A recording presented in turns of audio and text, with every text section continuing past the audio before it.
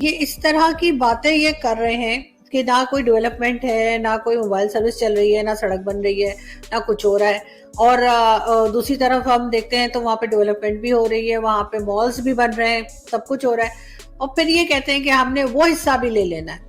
تو اگر کوئی کام نہیں کریں گے، یہاں پہ کوئی چیز بنائیں گے نہیں، کچھ لوگوں کو دکھانے کو نہیں ہوگا، تو آپ کے خیال سے پھر کیسے لوگوں کو یہ یقین دلا سکیں گے کہ ہم بہت بہتر خیال رکھ سکتے ہیں کشمیر کا؟ دیکھیں، پہلی بات تو سمجھنے والی یہ ہے کہ ہندوستان جو ہے وہ ملک نہیں ہے، برِ صغیر ہے، اور اس کے اندر 28 ریاستیں جو ہے as a state with state states 28 ریاستیں اس میں موجود ہیں، 6 یونین ٹیریٹریز ہیں. ٹھیک ہے، تو ہر اسٹیٹ کا بھارت کی جو سینٹرل گورنمنٹ ہے، اسٹیٹ ہے، اس کے ساتھ معاہدہ ہے کہ ہمارا کیا اس یونین میں رہنے کا ہمارے یہ معاہدہ ہے کہ یہ ہمارے کسٹم ڈیوٹی یا جو ہے وہ ٹیکس کا یہ سسٹم ہوگا، ایکسیٹرا ایکسیٹرا. تو اس طرح سے اگر آپ دیکھیں تو پھر آپ یہ سمجھیں کہ ہندوستان جو ہے وہ یورپی یونین کی طرح ایک ملک ہے، جیسے یورپی یونین ایک یونین ہے.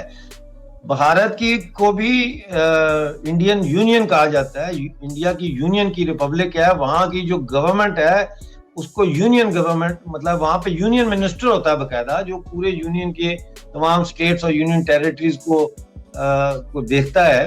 تو اب اس یونین میں سے ایکسکیوز می کوئی اگر ریاست یا یونین ٹیریٹری ہندوستان کو چھوڑنا چاہے گی تو پہلے وہ سب سے پہلے تو وہ یہ سوچے گی کہ 1.35 ارب کی کھلی منڈی تک جو رسائی ہے اس کو وہ چھوڑ کے تو کس منڈی کے ساتھ جو ہے وہ جڑنا چاہتے ہیں. پاکستان کی منڈی کے ساتھ جو 22 کروڑ ہے، جو یو پی سے بھی کم آبادی ہے پاکستان کی. تو پہلی تو چیز یہ ہے. دوسرا یہ ہے کہ اس میں پھر دیکھا جاتا ہے کہ رول آف لا، اب پاکستان میں جو رول آف لا کی صورتحال ہے وہ آپ کے سامنے ہے، تو وہ کوئی ایسی پرکشش نہیں ہے. تیسری چیز جو دیکھی جاتی ہے وہ اکنامک سٹیبلٹی دیکھی جاتی ہے. پاکستان تو پچھلے دنوں نیگیٹو گروتھ میں چلا گیا تھا، آج بھی وہ گرے لسٹ میں دوبارہ چلا گیا، باہر ہی نہیں نکل پا رہا.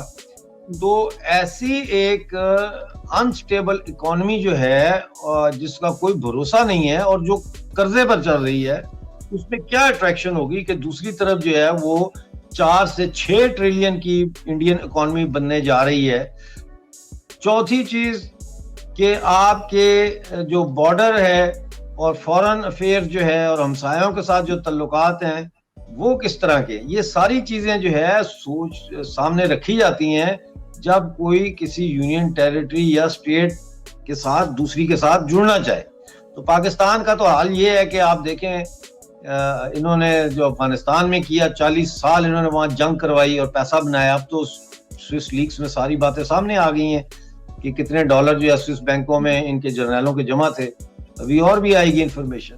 پھر یہ دیکھیں نا کہ وہاں سیکٹیرین وائلنس کتنا ہے. اب کشمیر کے لوگ اگر جڑتے ہیں تو کشمیر میں ہندو بھی ہیں، شیعہ مسلمان بھی ہیں، نقش بندی بھی ہیں، تو وہ اندھے ہیں، ان کو نظر نہیں آتا پشاور میں کل کیا ہوا ہے.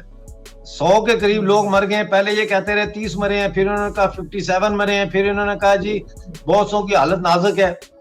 تو ایسے ملک کے ساتھ، پاکستان جیسے ملک کے ساتھ، جہاں بلوچ کہتے ہیں ہمیں آزادی چاہیے، جہاں خیبر پختونخوا والے کہتے ہیں کہ ہم تو افغان ہیں، جہاں سندھی کہتے ہیں ہمیں آزادی چاہیے، تو پھر کشمیریوں کا، جو کشمیری یہ کہتا ہے کہ اس نے پاکستان کے ساتھ جانا ہے یا کشمیر کو پاکستان کا حصہ ہونا چاہیے، اس کا میرا خیال ہے پھر ایک تو سب سے پہلے تو اس کا آئی کیو ٹیسٹ ہونا چاہیے، اس کے بعد اس کا دماغی جو ہے وہ ایویلیویشن ہونی چاہیے کہ دماغی طور پر وہ سین ہے یا انسین ہے.